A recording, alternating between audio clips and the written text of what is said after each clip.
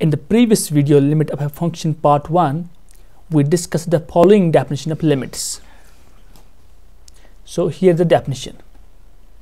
A limit of a function is defined that whenever f(x) is a function defined in the deleted neighborhood of a, then we say limit of f(x) at a is L if the left hand limit and the right hand limit equals L, and in that case we write limit x approach to a f(x) equals L. Now the question is, what do we mean by saying limit of a function f(x) does not exist at a point a?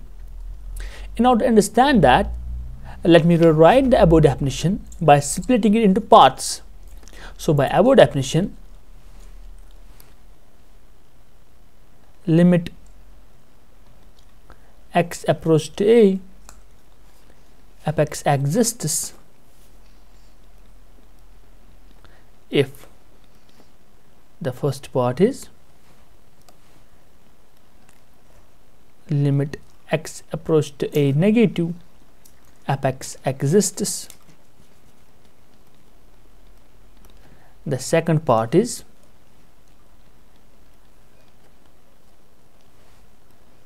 limit x goes to a positive f(x) exists.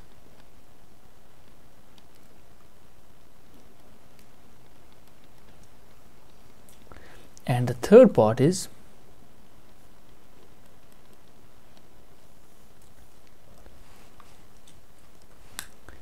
limit x approach to a negative f(x) is same as limit x goes to a positive f(x). That means limit of f(x) at a exists if the left hand limit, the right hand limit both exists, and not only that, but the left hand limit and the right hand limit are equal. So this means that the limit of a function at a point a will not exist if at least one of these three conditions are not satisfied, because for limit to exist, all these three conditions are necessary and sufficient. All these conditions must satisfy. But if at least one of these conditions is not satisfied, then the limit of the function f(x) at a will not exist. So whenever the left hand limit or the right hand limit does not exist, or even if they exist, if they are not equal, then the limit will not exist. So there are three conditions: either the left hand limit or the right hand limit does not exist, or if they both exist but then they are not equal. So let me take these conditions one by one, but I will go from bottom to top. I will take the first condition as when both the limits exist but they are not equal. So let me take the first condition as the first one, as when limit x goes to a negative f(x) is not equal to limit x goes to a positive f(x). That means the left hand limit and the right hand limit are not equal.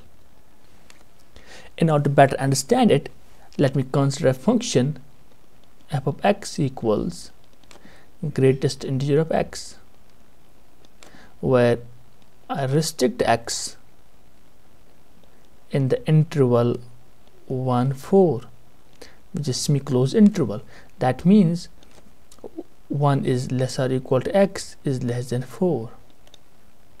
We will examine limit x approach to 2 negative f(x) and limit x approach to 2 positive f(x). If we look at the graph of this function, its graph will be something like, that is the coordinate system. This is the x-axis, this is the y-axis. We see that this greatest integer of x is defined like, this is same as, it is 1 whenever 1 is less or equal to x is less than 2. It is 2 whenever 2 is less or equal to x is less than 3. and is 3 whenever 3 is less or equal to x is less than 4. So whenever x lies between 1 and 2 but is less than 2, it's equal to 1. So let me take here from 1 to 2. That means at 1, because for x equals 1 it is 1, so at 1 it is 1. At 1.1 it will be again 1. At 1.2 it will be again 1. At 1.3 it will be again 1. So up to 2, everywhere it is 1. So if we join these points, it will just a line like this, but then a hole here, because at 2 it is not defined 1, it is defined something else. So at 2, what's it? It is 2. So at 2 it will be just this point 2. At 2.1 it will be again 2. At 2.2 it will be again 2, so on up to 3 it is 2. So just join these pointers. This would be the graph of this function from 2 to 3. So from 3 to 4, let me take 4 here. So from 3 to 4 it is 3. So at 3 it is just 3. 3.1 is 3, 3.2 is 3, up to 4 it is 3 and a hole here. So this is the graph of the function f(x) equals the greatest integer of x, where x is in closed interval 1, 4 open. So if you look at this 2, the limit at the point 2, if we look at the pointers which are close to the left and to the right, when we go to 2 from left to right, the function goes from 1 to 1. So from the graph it is clear that limit x goes to 2 minus f(x) equals 1. If it is not clear from the graph, then you can look at a function. You can see that whenever x is less than 2 but greater than 1, so whenever x's are close to 1 but to the left of 1, that means that these are less than 1, then f(x) is defined as 1. So the limit x goes 2 minus f(x) will be equal to 1. Similarly, when we go to 2 from the right, from right to left, when we come to 2, you see that if we take 2.1, the function value will be 2. If we take 2.2, the function value will be again 2. If we take 2.01, the function value is again 2. As close we go to 2, the function is going close to 2. So limit x goes to 2 positive, f(x) equals 2, as is clear from the definition of the function. You see, when we take x's which are slightly greater than 2, the function value comes out to be equal to 2. If it is not clear from this, then we can have the table just like we took in the first video. There's a table.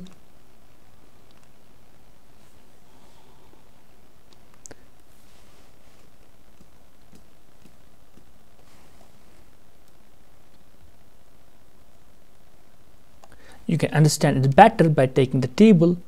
Here in the table, just like we took in the first video, limit of function part 1. In this table, you can take here x's, here f of x's, here x's, here f of x's. We see that since we have to find limit of f(x) at 2 in the left hand limit, so we have to take pointers which are close to but to the left of 2. So we will start with 1.9. f of 1.9 is defined as 1. Now we will take 1.99. f of 1.9 is again defined as 1, because whenever we take x's which are less than 2, it is 1. If we take 1.99, it is 1. Sorry, 999. Take 1.4 times 9, again it is 1. So whatever number we will take which are less than 2, the function value will be everywhere 1, so that the left hand limit of f(x) at 2 will be equal to 1. Similarly, if we take the pointers which are to the right of 2, suppose 2.1, any point which is greater than 2 but less than 3, the function value comes out to be 2, so it is 2. Take any point which is closer to 2, so again the function value will be 2. 2.002, it will be 2.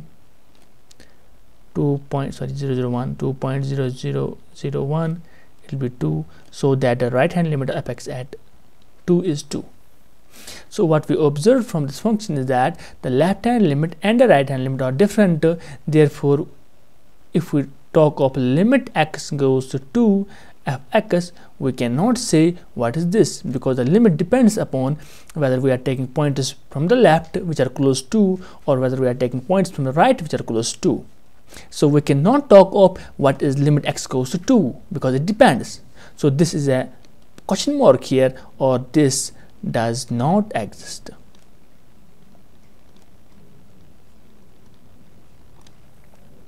So also we observed from the graph that wherever this case happens, that left hand limit and the right hand limit both exist but are not equal, in that case there is a jump in the graph.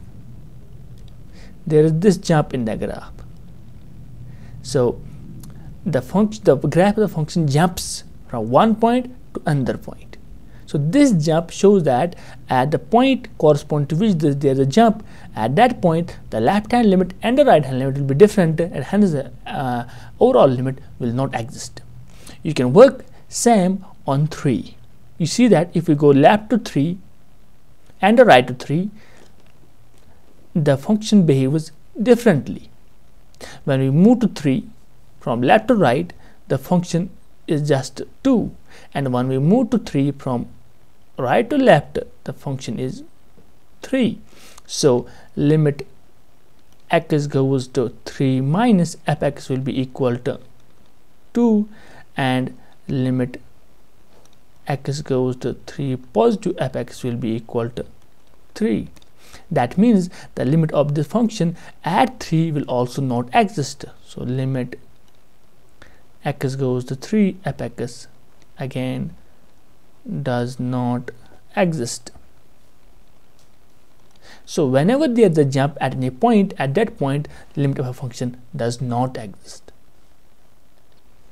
In order to understand this part 1 in a better way, let me take next example. First, let me rub out this example.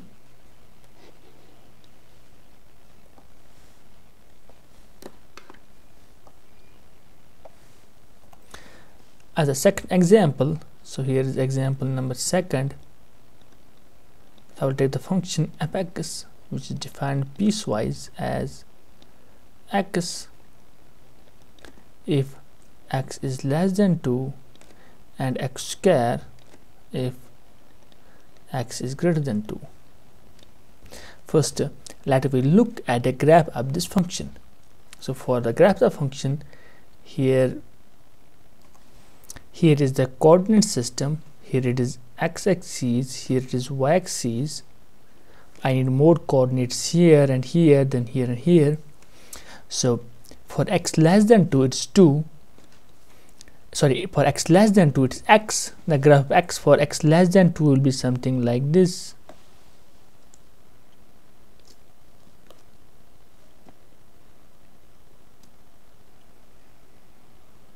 It will be something like this. But for 2 it is not defined x, so it will be a hole here. Then for x greater or equal to it's x square, that means for x equals 2 it will be 4. For x will be equals 3, it will be 9 here. For x equals 4, it will be 16 here. So its graph from here, its graph will be something like this. Okay, it's not be something like this, a parabola shaped. So there will be a gap, a jump at 2. At 2, when we go to 2 from the left, the function is just going to 2, but when we go to 2 from right to left, the function is going to 4. Therefore, if we look at the left hand limit of this function at 2, then it will be equal to 2.